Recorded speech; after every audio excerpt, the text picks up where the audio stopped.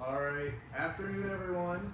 My name is Anthony Setti, and our project is Dunkin' Donuts, or now named Dunkin', and I will be covering the history section. I'm Emily Cook, and I'll be covering the SWOT analysis. I'm Brandon Heinzman, and I'll be covering the case study analysis. My name's Cassidy Chapman, and I'm going to be doing the current marketing plan. I'm Ethan Heckman, and I'll be doing environmental analysis. And I'm Matt Kramer, and I'll do the 4 Ps. Alright, starting off. Before I start, I'd like to kind of break the tension a little bit, and since I'm in a suit, so I'm going to steal a page out of Park's book. So how is everyone doing today? Good? I know. Let me hear that one more time. How is everyone doing today? Good. Oh, no, I don't say this good. Oh. Okay. So, from humble beginnings, before we had the name Dunkin' Donuts, the first shop, which was in Quincy, Massachusetts in 1948, was the Open Kettle. It was a small mom and pop shop that sold pastries, donuts, and coffee. The founder is William Rosenberg, and shortly after the first opening, 2 years, so 1950, they decided to rebrand and go by the name of Dunkin' Donuts, which, fun fact, is rumored to have been given to William by his architect to mimic the popular trend of dunking your donuts in coffee. Only 5 years after that, they finally opened their first franchise and have slowly increased and become the large company they are today with over 12,000 stores and some international ones too. With that, what I would say before modern Dunkin', they were more product focused, so bringing new things into the market, such as the Munchkins, which are donut holes, pretty iconic.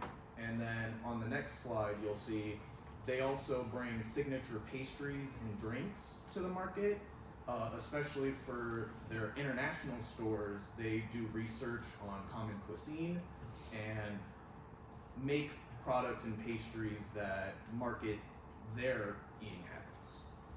Moving on, kind of a big jump, but what I would consider modern Dunkin' is in 2016 they introduced an on-the-go marketing strategy where they introduced launched the online ordering app, so you no longer had to wait in line or go through drive-thrus. You could just come in and go, which came about the new slogan that is America runs on Dunkin'.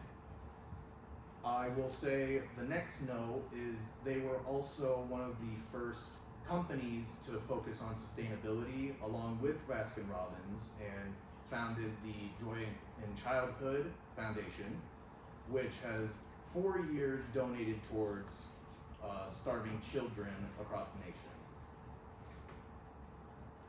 So, for Dunkin's SWOT analysis, starting out with their strengths, they're really well known for their speed and efficiency. If you want something fast, you're going to go get it at Dunkin'. And they have high quality, friendly service, and that really plays a part in their brand image and their customer loyalty. People know that they can count on Dunkin' if they need something quickly. And a second factor in that same brand image and loyalty is the affordable pricing. They are well known for being a lot more affordable than a lot of their competitors, especially brands like Starbucks. And then they also are successful at franchising. They have stores across the country and internationally. But moving into weaknesses, they don't have the best franchise relationships. There's not a great support system for franchisees, and they're kind of left on their own, which definitely creates some stress for the franchisees, frustration, and then it leads to a lot of inconsistencies between stores and in different regions. And these inconsistencies lead to a lot of their customer criticism, the negative reviews. People want to know that if they go to a store here in Marquette and they go to one somewhere else, they're going to get the same quality, the same product, and the same experience. As far as threats go, there are a lot of other options across the country and internationally. Starbucks and big name brands, as well as local independently owned coffee shops, threaten them and to stand out as a coffee company for people to rely on them. And then compared to Starbucks, they have a lot fewer stores and they're in a lot fewer countries, so their expansion rate is slower than their competitors. a huge one is sustainability. As AJ said, they have made some efforts in sustainability, switching from styrofoam to paper, but they could be doing a lot more. And they could focus on alternative power sources and sustainably sourced coffee beans. And then healthier options is another huge opportunity for them, especially with their customer base. We have younger people entering the market and they want healthier options, so it's a great opportunity for Dunkin' to take advantage of. Alright, for the marketing mix, so first is products. So Dunkin' offers a variety of breakfast items all day, such as many different types of donuts, coffee, seasonal products, pastries, and bagels. And their focus is on young adults who can get it before work or for like a midday snack. Their price is relatively cheap. It's cheaper than their biggest competitor, which is Starbucks, which leaves it accessible to as many people as possible. Doesn't focus on being a premium coffee brand. Instead, it's just trying to get as many customers as they can. Place in the U.S., there's over 8,000 Dunkins, primarily on the East Coast, and then globally there's over 4,000 of them in 36 different countries. And then they're mainly in cities and a lot of times they have drive-thrus more than most coffee stores, just for the convenience of being able to get there, get your food and get out. And then lastly, promotion. Of course, they have American runs on Dunkin' for catchphrases. They also have some other ones that grab your attention and just get embedded in your head to make you think of Dunkin'.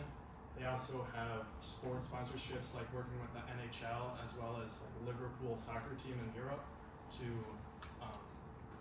broaden their customer base. They also use bright colors just to grab your attention and to let you know whenever there's a Dunkin' around. Dunkin's current marketing plan is very strategic. They use the mission statement, we strive to keep you at your best, we remain loyal to you, your taste, and your time. That's what America runs on. Dunkin' has a total of 1.32 billion US dollars total revenue, and this number continuously growing by the way they use their relationship marketing. They use their relationship marketing to become lifelong customers. They actually won #1 brand for customer loyalty for 15 years. So they really care about their lifelong customers so they can continue to come back and they're satisfied. They use their motto, America runs on Dunkin', to help build their relationships. And then they also use influencer marketing. In 2021, they made the Charli D'Amelio drink. Charli D'Amelio is a very famous TikToker at the time, and it brought in the whole new younger demographic. They would see that there's a Charli drink, they would go try it, and that's a coffee that they normally wouldn't get. That also raised their sales by 45%, so that was ginormous for Dunkin' at the time. That brings me into the target market. Their target market is teenagers and younger adults. For the demographic, it's usually younger people, females trying the trendy drinks. And then the income isn't very important because it is very cheap. It's very accessible to everybody. It's about $3 for an iced coffee. That's way better than Starbucks $7 iced coffees. And then for geographic, it's the location and convenience. There's stores in little towns, big towns. I know Chicago has multiple Dunkin' stores, and even in my little hometown there's a Dunkin', so it's very convenient to go before work. They can get their coffee and their food within 5 minutes. And then sustainability and ethics. Dunkin' is very sustainable. They try to protect their coffee that they serve and then the coffee farmers that they buy from. To start off 2021, they donated $380,000 to many organizations that support sustainability. They also changed from foam cups to paper cups because foam cups lead to harmful chemicals, so that was a big jump in their sustainability.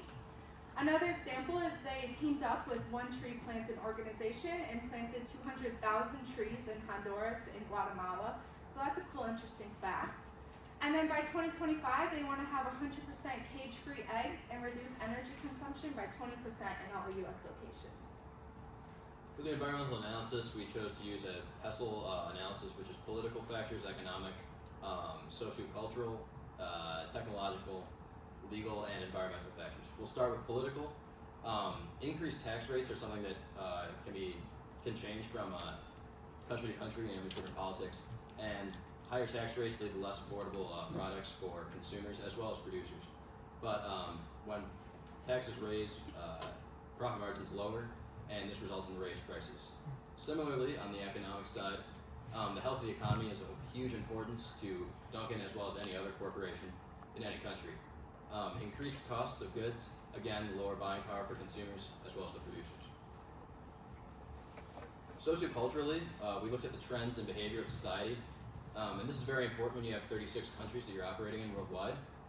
The target customer, like we said earlier, is young people, students even, and moving over to technological, Dunkin' does a really great job marketing this group because of their heavy presence in social media and marketing through influencers. Another thing we mentioned earlier is the life on the go mentality that Dunkin's carrying out through their new brew bar, where patrons can come in, get their drink, pay, and leave without even having to wait in line or even speak to an associate. This is something they're doing that many places aren't, and it's kind of changing the game in a way. Legal reasons are pretty cut and dry. It's good to always remember that the liability you hold for your customers. Recently, a woman in I believe it was Massachusetts sued Dunkin' over a spilled cup of coffee that ended up burning her. And where this is a rare case, it is something we should definitely consider, that we do hold liability for the customers. Region-specific laws are also very important when you're operating across the globe and need to be precisely carried out no matter what. Which brings me to labor laws and regulations. Just like regional-specific laws, when you're operating everywhere, you need to keep these very precise, or else there could be very large adverse effects for the company. And finally, environmentally, consumer preference holds a very high values on sustainability and being green. And even though this could come at an expense to Dunkin', without this, their customers are going to leave and go to a different coffee house where their values are reflected more. Luckily for both them and Dunkin', Dunkin's carrying out initiatives such as DD Green, which is a effort to open more sustainable stores throughout the country and the world via methods like regional specific landscaping, LED lights, and specific plumbing fixtures to waste less water. Okay, I will be covering the case study analysis. So Dunkin's main competition is Starbucks. The reason for this is because of Dunkin's big change in 2018 when they changed their name from Dunkin' Donuts to just Dunkin'. The reason they did this was to more directly compete with the top performer, as well as change their brand image to a more versatile company rather than just a donut shop. Now I'll take a look at Starbucks. Their product, their main focus is coffee and specifically all of their beverages.